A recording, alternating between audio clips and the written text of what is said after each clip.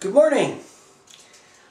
Last time I ended up finishing with a fairly realistic decision tree that involved oil drilling. This time I'm going to finish up with decision trees. This will be the last time I talk about them in detail, and I'll move on to discuss a little bit about the big picture and game theory. But to begin with, I'd like to go back over this last example. There are some people who would look at this oil drilling decision tree and they would say, Werbos has shown us that we should do seismic tests before we decide whether to drill. That's the wrong decision. There are people in medicine who say you must do tests before you decide what to do with a patient. That's not a good generalization. The thing to learn from this decision tree is that sometimes you're better off not drilling at all in some areas. Sometimes in the real world you're under pressure and you need to act immediately, and that's the best decision. And sometimes you need to buy information and you need to think about which information to buy. It's a more complicated decision tree. There are different types of information you could buy. The important thing is there's no universal rule of what to do. It depends on the numbers. It's like what Clinton recently said about the U.S. economy. It's the arithmetic. If you run a lot of decision trees in your head or in paper, you'll gradually develop a feeling for when do you act, when do you refrain from acting, and when do you buy information. I'm tempted to give you another example that's related to optimization. I was there in the old days when linear programming was becoming very popular. Linear programming is an important optimization method we will talk about more. And I still remember guys coming back saying they went to consult with a big company. The company started to make a lot of money when they used linear program to reorganize their operations. But then the humans learned to understand what this linear programming is doing. They started to understand its tricks. And then the humans learned to do a little better. And they still need to use the linear programming for many reasons. But a lot of the benefit of this mathematics is when you develop an intuition that lets you make better decisions and use the tools better. There is no universal rule whether you should buy information or act or not act. So now I'm going to go back to give one more example. I'm going to actually give two more examples of decision trees. And the next one is going to be another very simple example. By now you may be tired of simple examples. You may say, hey, the real world is more complicated, this mathematics is trivial. But it's really important when you use these mathematical tools to really understand what's going on. There are a lot of people who learn these basic principles, understand the examples, and then they go out in the real world and they forget what they've learned. I'm using these examples not to show you sophisticated math. I'm using these examples to illustrate fundamental principles that are very important when you get to more complicated mathematical methods and realistic decision problems. So the next example I'm going to give you is an example of a bad decision tree. This one looks a lot like the hamburger example. And it's a hypothetical example. In this hypothetical example, let's pretend that you're not a billion-dollar oil company. Let's pretend that you're a student. I hope you can imagine that possibility. Let's pretend that you're a student who's about to graduate and you only have 2 job offers. And for the rest of your life, you're basically stuck with these 2 possibilities. You can't change years after graduation. Now, this is hypothetical. Your 2 choices are to accept job 1, where you have $100,000 income certain for the rest of your life, guaranteed. That's one choice. Choice 2, you could think of it as going with your friends to set up a startup company, maybe. But I won't go into the details. Just choice 2, hypothetically, there is some probability P that you will have $1 million a year for the rest of your life. But 1 minus P, you might go broke. and have zero income for the rest of your life. And let me emphasize, I'm assuming you're not a billion-dollar oil company, you don't have hereditary wealth to fall back on, you're an isolated individual or small family in this example. So if you go bust, you have $0 for the rest of your life. Now, I put these income streams on the right, I work the way back, and what the decision tree seems to say is that if the probability P is greater than 10%, you should choose the high-risk option. So if it's a coin toss, 50-50 chance you're dead or you're a millionaire, the decision tree seems to say you should go for that. But you as a student might not make that choice. It may be that if somebody offered you $100,000 certain for the rest of your life, you would go with this choice. And that's why this is a bad decision tree. Decision trees are only as good as the input information going into them. It's the old principle of garbage in, garbage out. There are three critical pieces of information that you've got to get right or you'll make a wrong decision. One is the structure of the decision. If you are missing an option, you could make a bad decision. You may have an option you haven't thought of yet, which is what you really want to do. You need to consider possible contingencies. So the structure of your decision is critical. The probabilities are important to assess in a realistic way. Rafa spent a lot of effort on trying to understand how well do people really assess their knowledge of probabilities. And the payoffs have to be represented correctly. In this case, this is a bad decision tree because it assumes that your utility, your happiness, is directly proportional to the level of income. But if you're a normal human being, if you understand what it means to have $0 a year and no social support, it basically means you're dead. Or at least you join the ranks of the homeless and you don't know whether your next crumb of food is going to come from. And in this hypothetical example, I'm assuming you don't have some big social network that will save you. So in this case, if you fully understand what it means to have $0 a year, what really matters to you is staying alive more than anything else. So the utility of this is not so close to the utility of this. There's a big gap. So now the point is that in this example, it really depends on what is your utility function.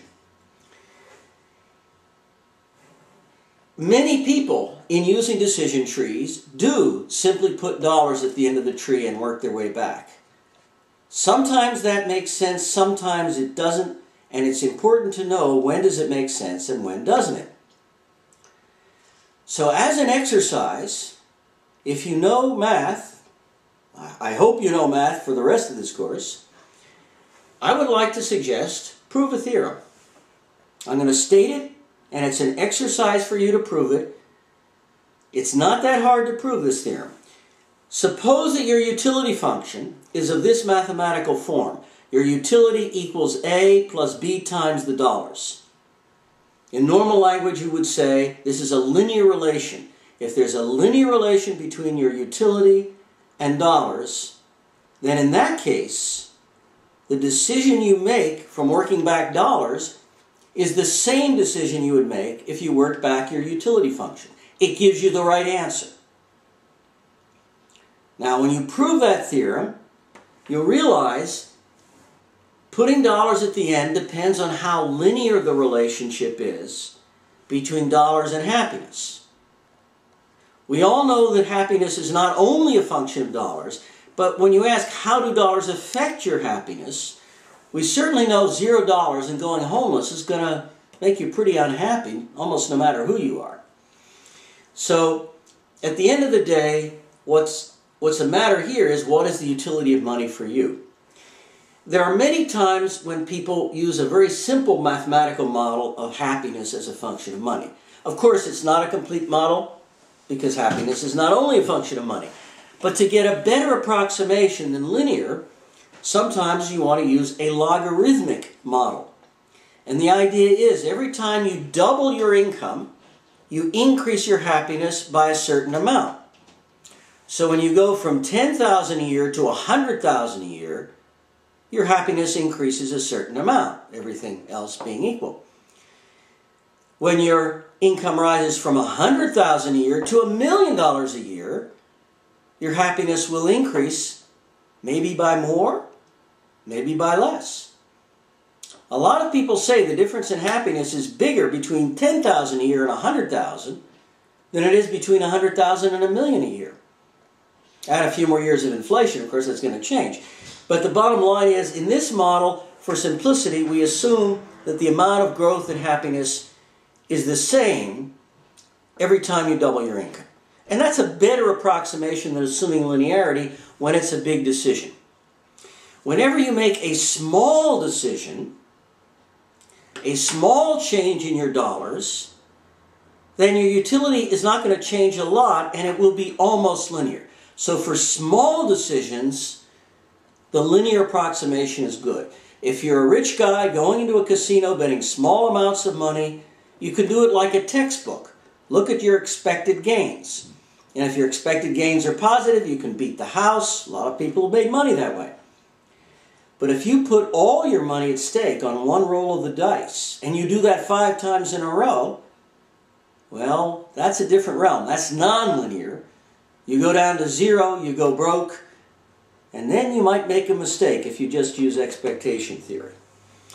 So, if you face this decision in the real world, the logarithmic thing says you shouldn't take the risk no matter what p is. So maybe that's a little too risky when you talk about 0. Different people have different levels of risk aversion. People have different utility functions depending on their circumstances and their values. So different people will have different levels of being risk averse. I might add that in control theory, there is a very important kind of control called robust control, which I'll talk about more. Extremely important. There was a Russian guy named Sipkin who was really the source of the robust school of thought. And Sipkin basically said, when you build a control system, you should assume the worst, like Murphy's Law. Assume the universe is totally against you. Try to achieve the best that you can do when the world does its best to screw you up. So in effect, that is a highly risk-averse strategy, 100% risk-averse. Some would even call it paranoid.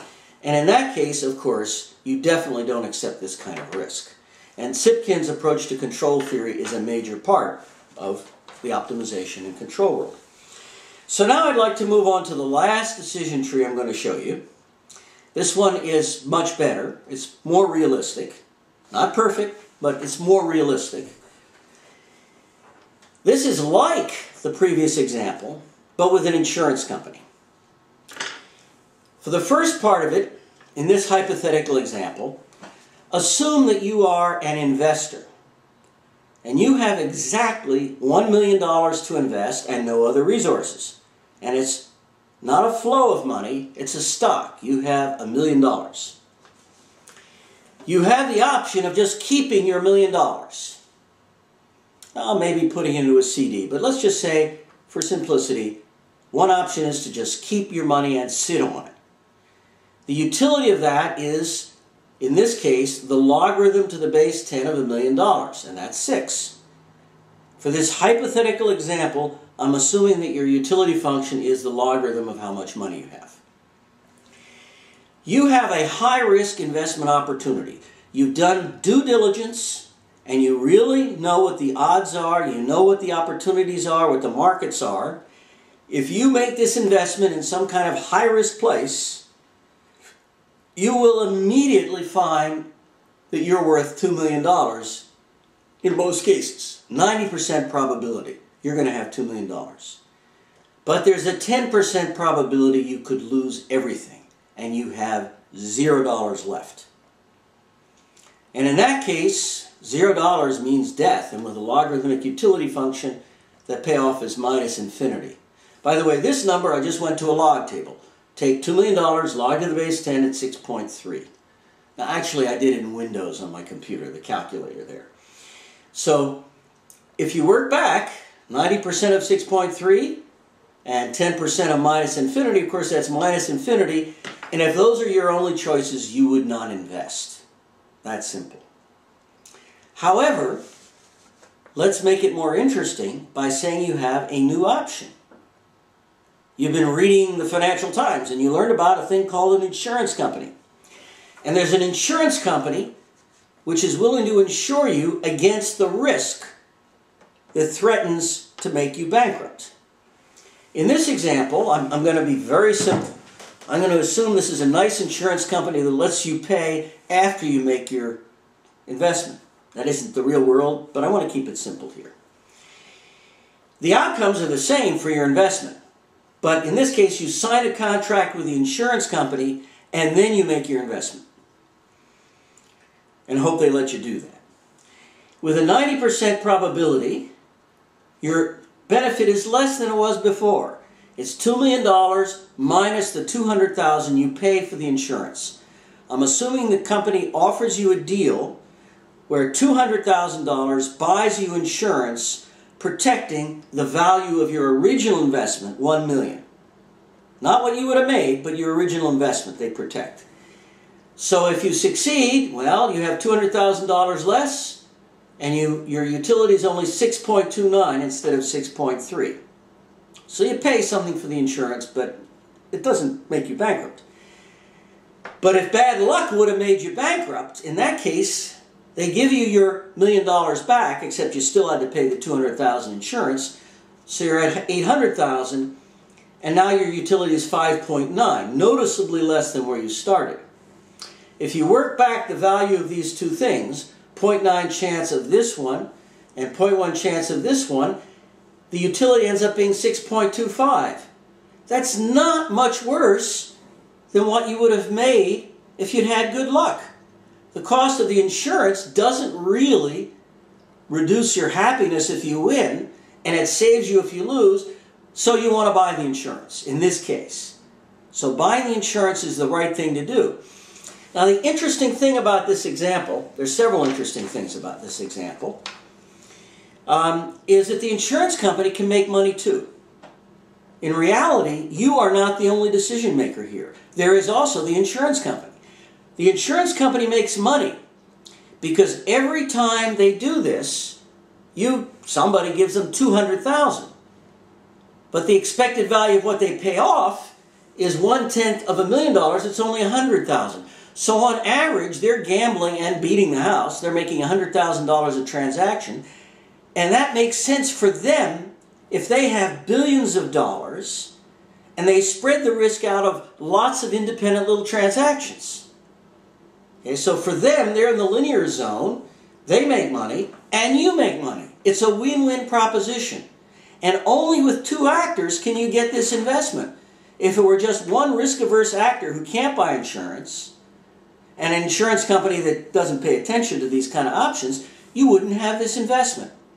You only get the investment if you have this kind of insurance-trade relation. For you as a decision maker, maybe you don't need to deal with the insurance company. You act still like an independent decision maker. You find the cost of the insurance. You look it up on the web.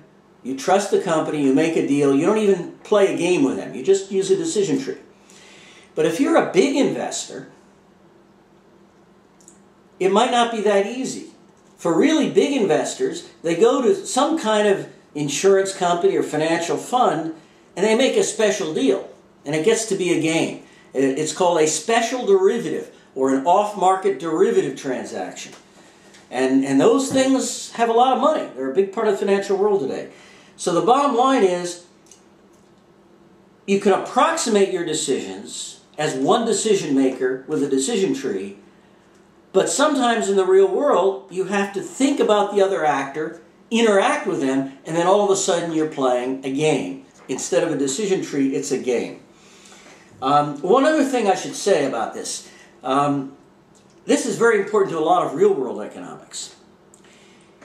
If the insurance company is not facing a lot of small independent actions, but they're all correlated, the mathematics change for the insurance company. For example, if you put out a lot of mortgages and you assess the probability people can pay, and then the price of oil goes up and all of a sudden a lot of people can't pay. It's what they call correlated risk. They're not independent decisions. Even the insurance company could go bankrupt. What looked like a lot of small decisions could actually be one big decision, and they didn't notice it. So that's a big deal in the economy. Sharing risk is a critical part of how we make economies work. This kind of win-win deal works when you shift the risk from people in a weak position, who are risk-averse, to people who have more resources who can afford to take risks. When you make that kind of transfer, you can get a win-win situation. But sometimes people really do try to do it in the reverse direction, and they get into a mess and they go bankrupt, which is worth knowing about. So that's that decision tree. The last one I'm going to show you. And part of what it shows you is that life is not only making your own decision, it's also about interacting with other decision makers. So that raises the question, what's the relationship between decision trees and optimization versus games? So what I'm going to do now is show you another handout. I hope you have the physical handouts next to you somewhere, because you're not going to be able to read this one entirely from the video, but I am going to point to it. This is a very important resource, almost like a dictionary. This is not a decision tree. It's got arrows. It's not a decision tree. It's not even a flow chart. I would call this a cognitive map. This is a map of the field of optimization. This is a map of what I would like you to know as much as possible at the end of the course. I'm going to talk about this a lot now, and I'm going to talk about it a lot later. At the end of this lecture, you aren't going to know everything on this chart because there's a lot of stuff. This, I hope, will be important to you maybe for the rest of your life, because there's a lot of stuff on this chart. This chart is mainly about what are the different ways we can maximize a utility function. How do we make optimal decisions? How do you do optimal control? And on this chart I've listed many. In a sense, I've listed all of the methods that people are using a lot today for optimization. Now, of course, some people would say there are a lot more methods than that, but those are mostly subsets. These are groupings. Each line here represents a very important method that people spend years and years on. In fact, there are many people who know just one line here and don't know the big picture. And that's a real problem. If you know only one of these optimization methods, you get to be rigid, and the guys who pay you don't always know what to do with you. There's an old saying in engineering, if the only tool you have is a hammer, pretty soon the whole world looks like a nail. That's a really good saying, because it's a really common problem in all parts of engineering and the economy. There are lots of people who only know one method, and they use it when they shouldn't use it, and they don't appreciate the other methods. It causes a lot of problems.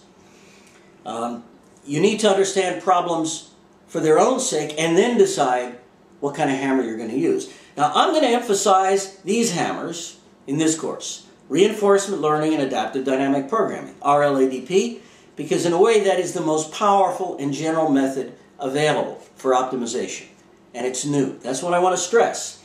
Also talk about dynamic programming. All of these are methods, up here, are methods to address the decision made by a single actor, a single decision maker. The methods fall into 4 natural groupings, and it's important to know those groupings starting now. Even before I get into the methods, it's really important to be clear that there are these 4 major groups. When you have a single actor, you can be making one decision, a single stage decision. That hamburger decision was a single stage. Or you could be making a 2-stage decision, or a multi-stage decision. And the oil example was a 2-stage decision. First you decide whether to buy information, and then you decide whether to drill or not. But of course you could decide to drill right away, but still there are 2 stages at least potentially. Usually when I talk about multi-stage decisions, I'm going to indicate in terms of an index T, which is usually time, but not always, which goes from 1 to capital T, an ending time. I'll talk about this notation later. And sometimes it's only a two-stage decision, but that's still a multi-stage decision. Single-stage decisions, multi-stage, making decisions over time. Another example of a multi-stage decision would be something like driving a car. Every 2 seconds you decide whether to put your foot harder on the throttle, whether to change gears. Every second you make a new decision. That's a multi-stage decision that's a function of time.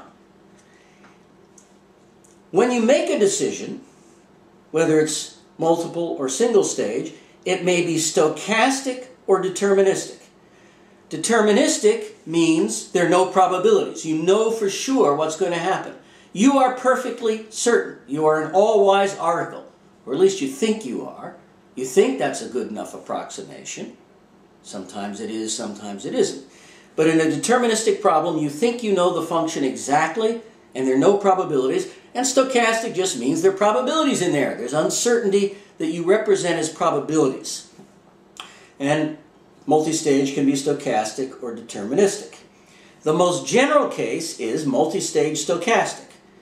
So any problem you can solve using these lower methods, you can solve using these methods in principle.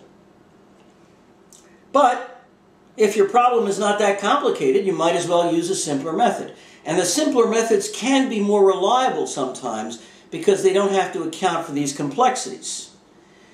But when we do research up here on the more general methods, we can see it's possible to implement the general methods so that they're just as good as the simple methods in the simple cases. And that's one of the jobs of research now, is to build tools for the general case that are just as good as these methods are for the simple cases. That's a major goal of research. We've made a lot of progress, but I hope that you folks will contribute to push the research further. But on the other hand, these are all methods for one actor. What if there's more than one actor? Well, that's game theory. And with game theory, it's a lot more complicated than this, but I'm just going to break game theory up into two parts. There is traditional game theory, which is single stage and deterministic. If you go to von Neumann's book, Strategy of Games and Economic Behavior, you'll see it addresses traditional game theory, which is static, deterministic. If you read traditional microeconomics, there's a huge literature on the microeconomics of equilibrium.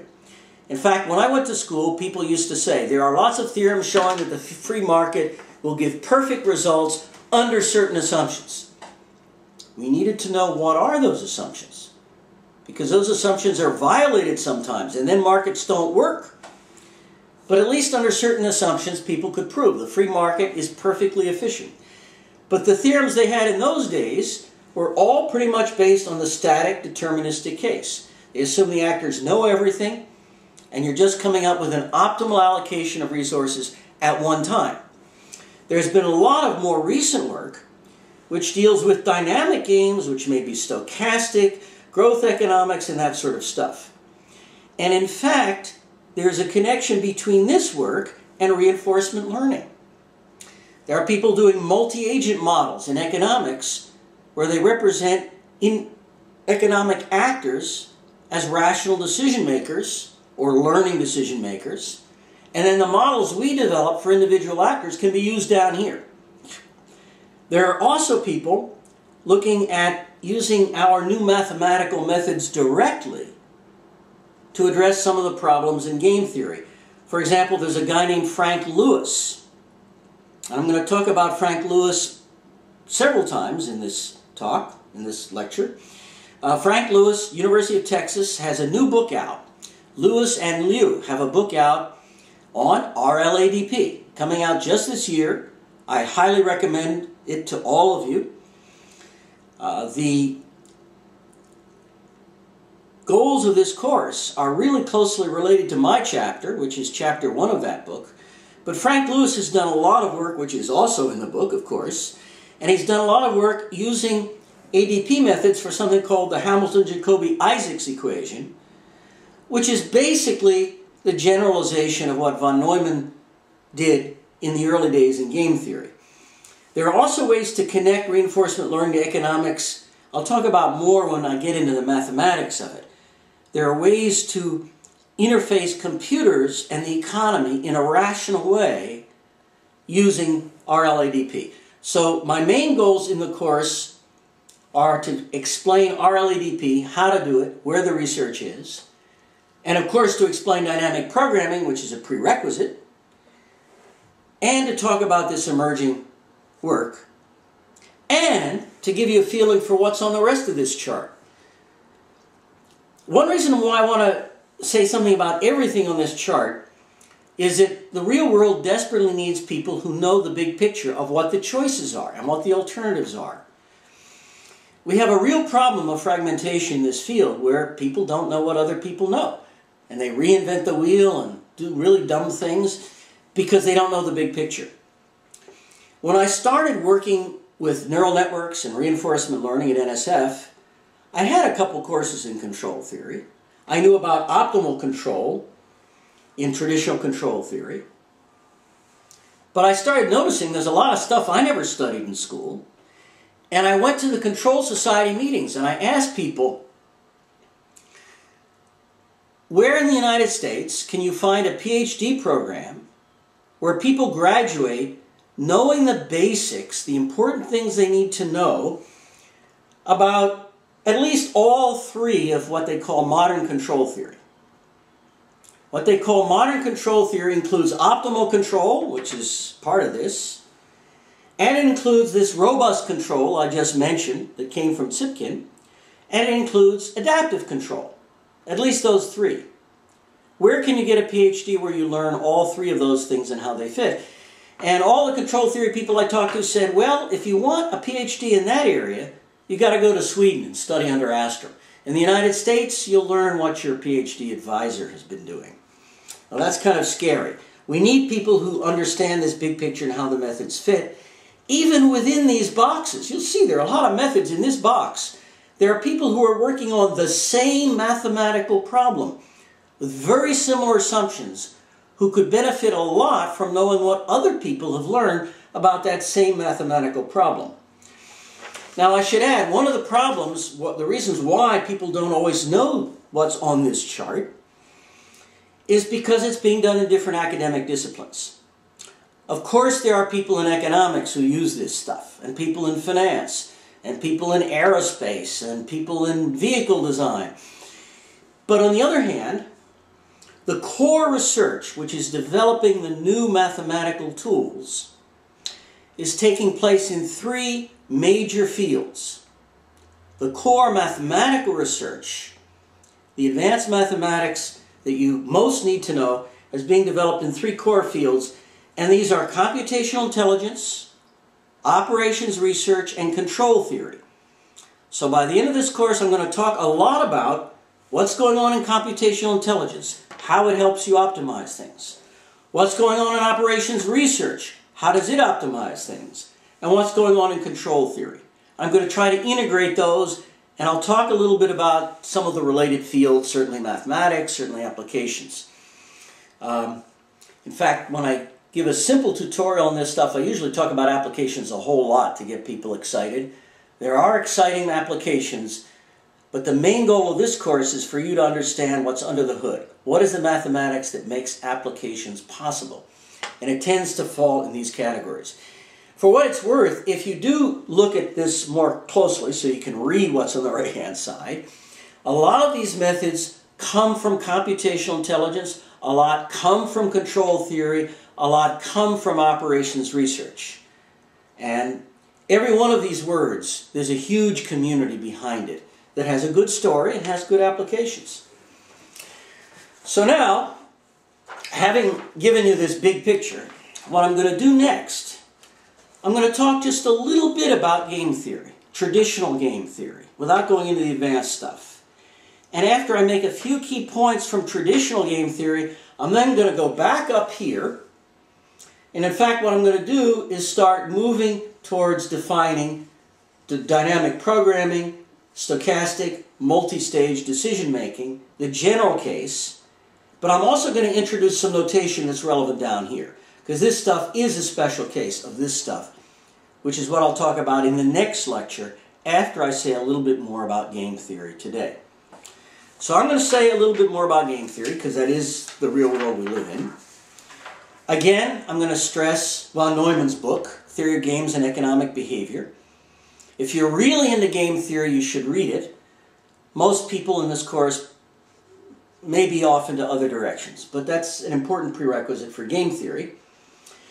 In traditional game theory, we assume that there are n actors, each of which is performing its own optimization problem.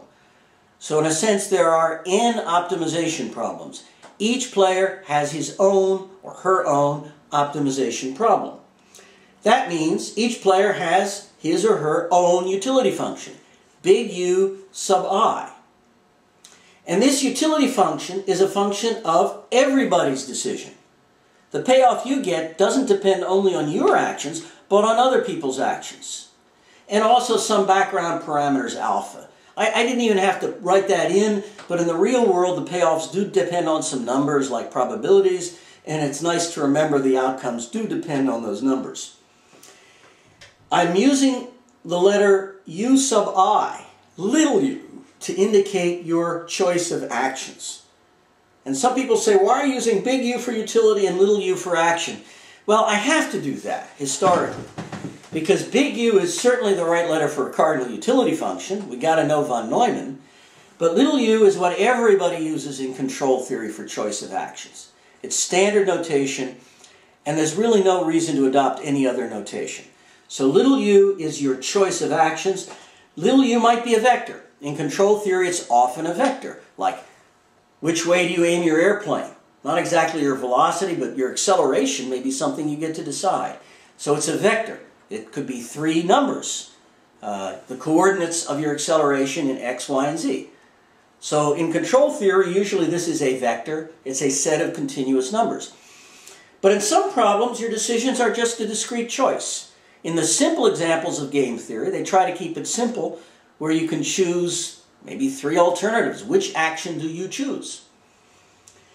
But sometimes in the real world, your choices are much more complex. If you're an electric power grid, you may choose numbers like voltage settings at every site in a gigantic power grid, which is a graph as big as the country. And you could call that a vector. It's a bunch of numbers. But the structure is very important. These are numbers living on a graph or even in a field in space. And the structure is important to how you solve the problem in those cases. So the bottom line is there are several choices that occur in the real world. We want to develop general mathematics, but we need to look at those special cases later. For now, the general mathematics says you have a choice of some kind of action, U sub j. All the players come together, the payoff depends on all of them. Now, there are different kinds of game. Von Neumann begins by giving you a kind of catalog of basic types of game, which everybody should know about, even if you're not in game theory. One kind of game is a game of pure cooperation, where everybody's utility function is the same. What it takes to make you happy is the same as what it takes to make me happy. And then we're really facing one decision, and we just got to learn to work together like a single decision maker. But there's an opposite example, which most people call a zero-sum game. In technical terms, it's a constant-sum game. A game of pure competition.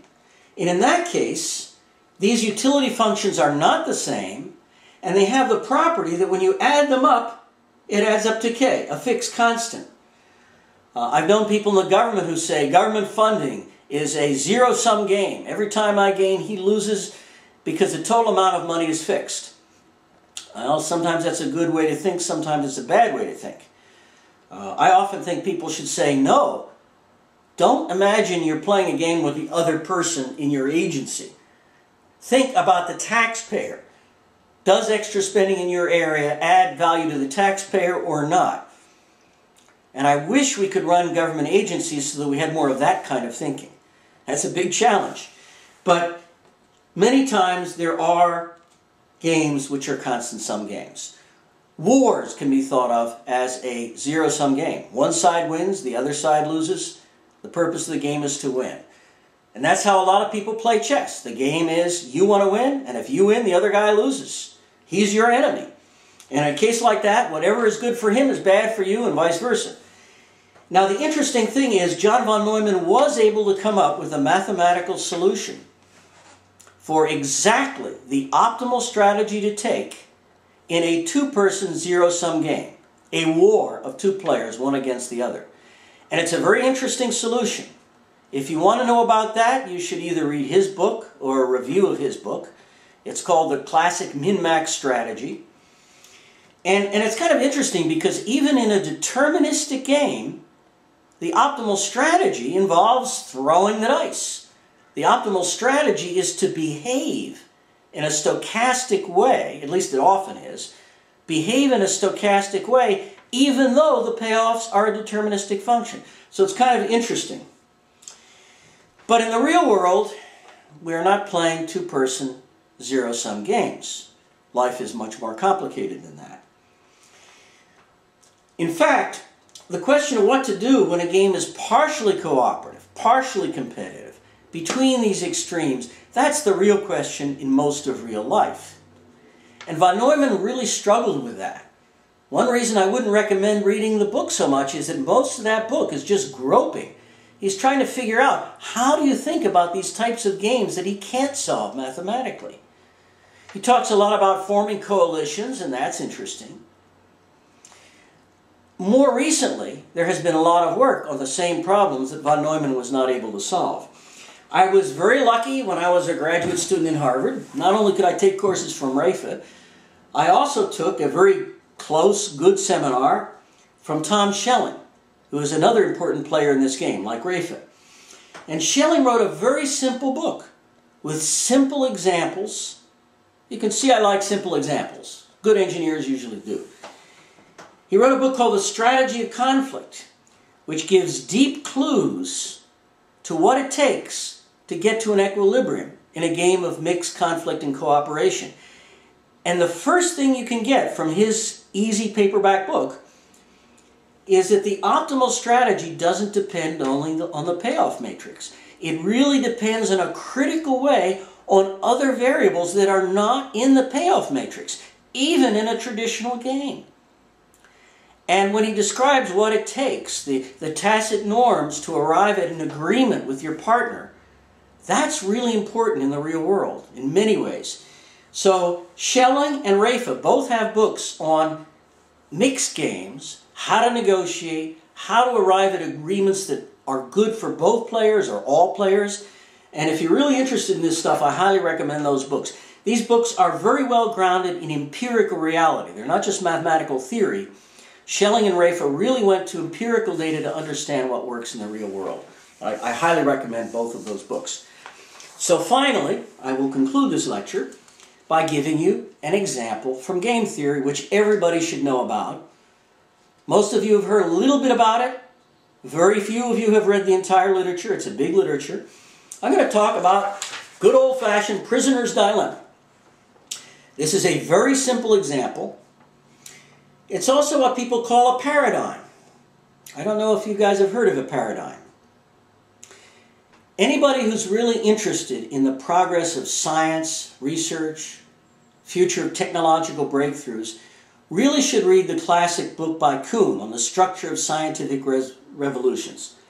I assume that a lot of you have already heard of that book.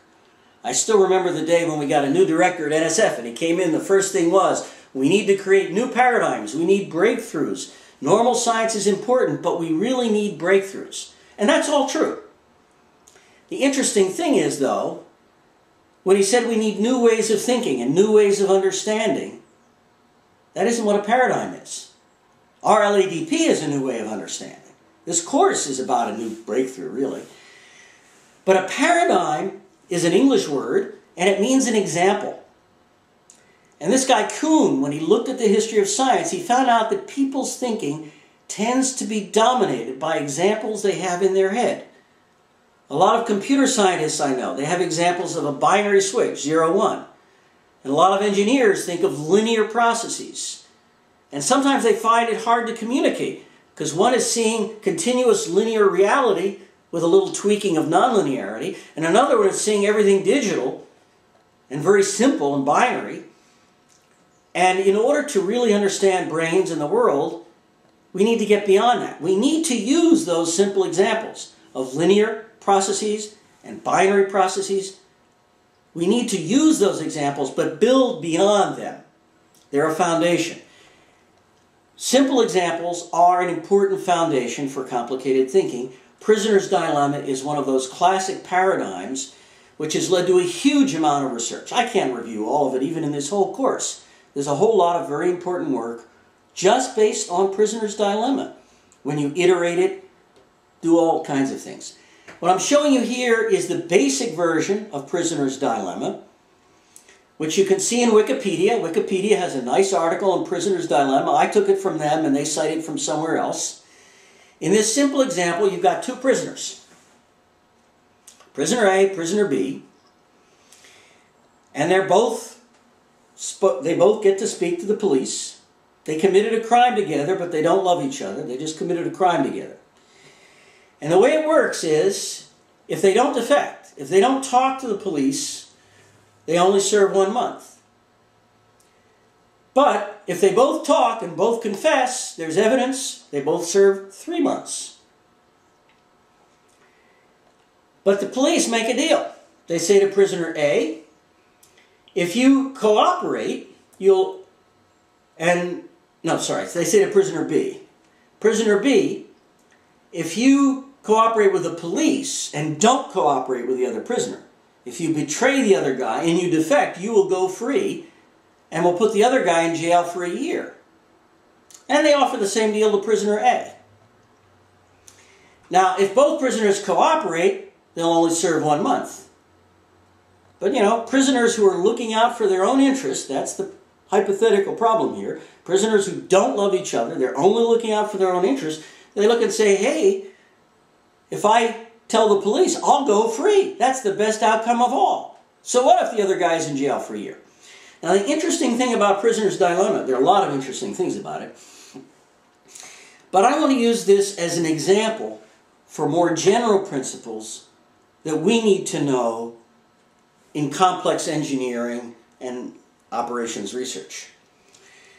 We need to know a concept called Nash equilibrium and a concept called Pareto optimality. There are a lot of people I know who will say, oh, I know what a Nash equilibrium is. I wrote 100 papers on it. But in my job, I've seen 100 papers with hundreds of equations about Nash equilibria, which draw completely wrong conclusions. And they propose engineering designs which would destroy the company that paid for it if they ever implemented it.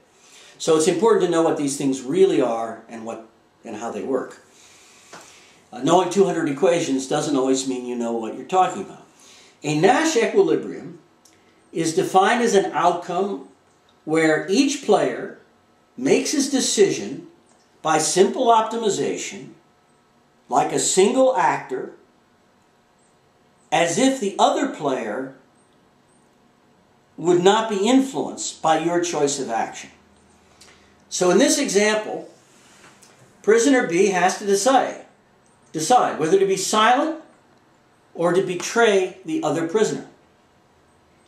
Well, if he assumes that A is going to pick one of these and he has no influence over it, if prisoner A stays silent, then prisoner B is better off by talking because he goes free. Likewise, if prisoner A talks, then if B also talks, instead of serving a year, he'll only serve 3 months. So he's still better off. So the Nash equilibrium is down here. The Nash equilibrium where each player acts on their own is each serving 3 months.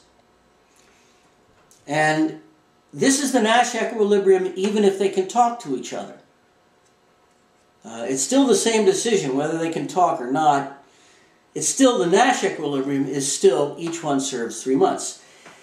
A different kind of outcome is called Pareto optimum. Pareto optimum is an outcome so good that you can't make one player better off without making the other one worse off. And it turns out there are 3 Pareto optimum outcomes here. These 3. In all 3 cases, you can't make one better off without making the worst better off. Okay? There's no way to make both players better off. So the Nash equilibrium is not a Pareto optimum. It's not the best for everybody. And if you were going to head for a Nash equilibrium, if you could make a deal, both prisoners would be better off. This is important in the real world because the real challenge in games in the real world is to get to a Pareto optimum, to get to a situation where you can't just improve things for everybody by changing it. Or maybe a better way of putting it is, you don't want to be in a situation that is sub-Pareto. If you're in a situation where everybody is worse off and you could make everybody better off, you really want to find ways that you can improve things for everybody. And this concept of Pareto optimality is really important. Hi, I'd actually like to say a little bit more about this example before we move on to the next lecture, because some of this might not be entirely clear. I didn't claim that I'm telling you what you should do if you're a prisoner in this situation. There's a huge literature on that subject. And the fact is, if you really were a prisoner in this situation, you would be thinking of a larger definition of the game. And most of the literature on game theory talks about who do you want to cooperate with? Do you want to make a coalition with the police? Do you want to make a coalition with a later prisoner? What's going to happen next time as a function of what you do this time? And in the real world, that's important. This is a simple hypothetical example, and the only reason I'm using it is to illustrate the really important, really general concepts of Nash equilibrium and Pareto optimum. Now, what's wrong with the Nash equilibrium? When John Nash went to von Neumann's office in Princeton, he was very upset about the way von Neumann treated him. There's a book out there called A Beautiful Mind about the life of John Nash. They even made a little video. I even have a bit part in the book that's sitting around in the common rooms in Princeton in those days, back when I was a teenager. And why was it that von Neumann didn't like what Nash was saying?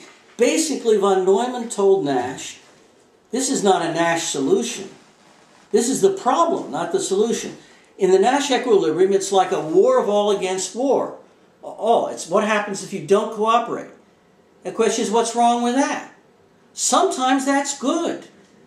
In a properly designed market, if each player maximizes their own utility function, the welfare of everybody could be close to perfect. There are some games where a Nash equilibrium is close to Pareto optimality. But there are other games where it's not. It depends on the game. It depends on the market. One of the major challenges in engineering today, in areas like the electric power grid, is how do you design the game? How do you design the market such that the Nash equilibrium gets closer to the Pareto optimum, which is what you want?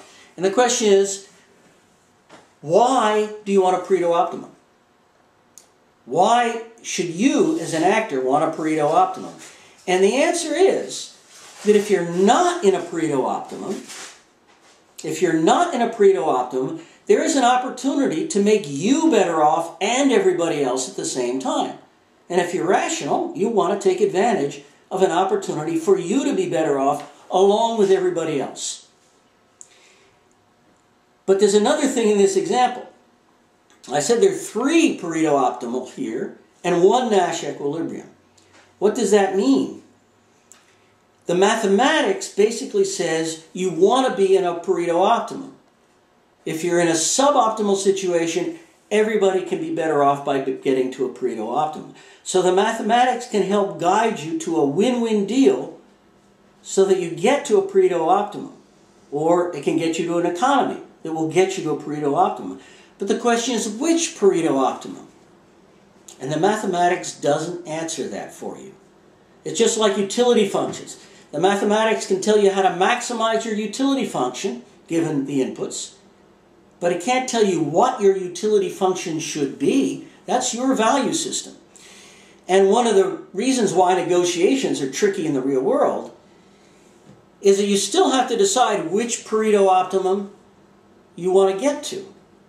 You want to get to a Pareto optimum. You want a win-win deal, but there are different win-win deals. And you have to figure out how to get to which win-win deal. And that's where people like Rafa and Schelling have spent their whole lives talking about that issue, which gets beyond what we can see immediately in the game theory. But I promise you, in the real world, people are stuck in Nash equilibria often enough that knowing about the possibility of a win-win deal is a very important and useful thing to know, in addition to maximizing your own utility. And next time I'm just going to go on to the single actor case. I'll finish up this lecture by telling an old story. In 2009, NSF sent me to work for a year with an office in the U.S. Senate. That's when energy and environment was becoming a big deal. And they said, Paul, you know something about energy, but you know about optimal decision making, and they really need help. They're facing very complex decisions. We know these are decisions over time. They're dynamic. They're full of uncertainty. We want you to go and see what mathematics can do to inform their decisions to help them do a better job. And what I learned from that year, we could be doing a whole lot better in making decisions about energy. And if I had to say what mathematics did people really need to understand better in Congress in order to make better decisions about climate, I would say the concept of Pareto optimality is the most important thing they really needed to learn better in the real world. There was an old tradition of how to make deals, and maybe it's partly politics gets in the way of that, but the bottom line is there are ways in legislation to make everybody better off than they would be under certain kinds of complicated arrangements that are not the best for everybody. And regardless of who you want to help and who's your enemy and who's your friend, you at least want to come to a Pareto optimum. You want to have something that is sensible and efficient for whatever values you're pursuing. Now, actually, before I start moving on to the stochastic multi-stage optimization, there's one more question I want to address regarding this prisoner's dilemma example. And the question is, why am I mentioning that? What does it have to do with optimization in general? One of the goals of this course is to give you an overview of the different methods different people use to try to solve optimization problems in the real world. One of the optimization problems I've looked at a lot is the problem of how to run a power grid. And there are a lot of people who are excited about the use of multi-agent systems to do control or management of complex systems like power grids or communication. Multi-agent systems for management and control are very popular. And there are a lot of papers out there that say if you want to do optimal management, have a whole bunch of intelligent actors, each of them doing its own optimal decision making of some kind, or even suboptimal. And you can prove theorems showing sometimes that they'll approach a Nash equilibrium, and you say, there's my solution. But it's really important to understand that Nash equilibrium in the general case is not an especially good solution. It's like saying, I throw the dice and I prove the dice will land and I'll read out a number. Doesn't prove that the number is worth anything. It's almost like a random solution sometimes. So if you want to design a multi-agent system that actually does a good job of managing a complex system, you pretty much have only two ways to get good performance that's predictable from a multi-agent system. One way is to use the knowledge from economics, from economic theory and game theory, to try to show that you can design the game in such a way that it really is a Pareto optimum. So you have to know the literature on Pareto optimality to have any hope of this thing getting right. And a lot of people have done that in electric power. People use a lot of economics to come up with auction systems that don't go nuts the way they did back in the days when Enron went bankrupt and created a lot of problems. The markets in electric power are not perfect, but they work a lot better than they did in the early days before people looked into this kind of economic theory. So that's one approach. The other approach is that you don't have to think of the agents as independent.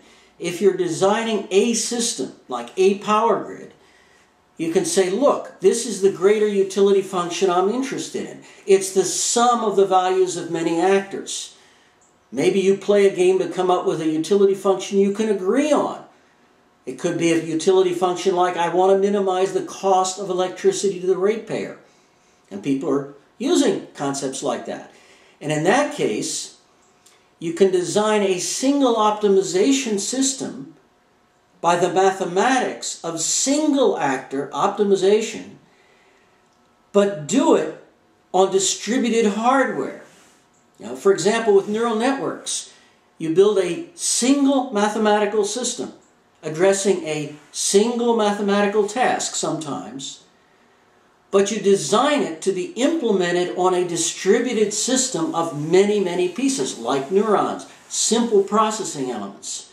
So you have a coherent, cooperative, but distributed system. A system which is totally cooperative. The agents are designed to be parts of a larger whole. They're distinct parts for the sake of operation, because it's got to be physically decentralized, but mathematically and conceptually it's centralized, and it's even robust enough so that if you get minor errors in the pieces, your computation as a whole will still work. So those are the two basic ways that you can build multi-agent systems that approach at least a Pareto optimum. And we should at least try to approach a Pareto optimum. Which Pareto optimum, again, is beyond the scope of the optimization methods themselves. So, thank you for your patience with these difficult concepts. And next time, I am going to move on to the mathematics.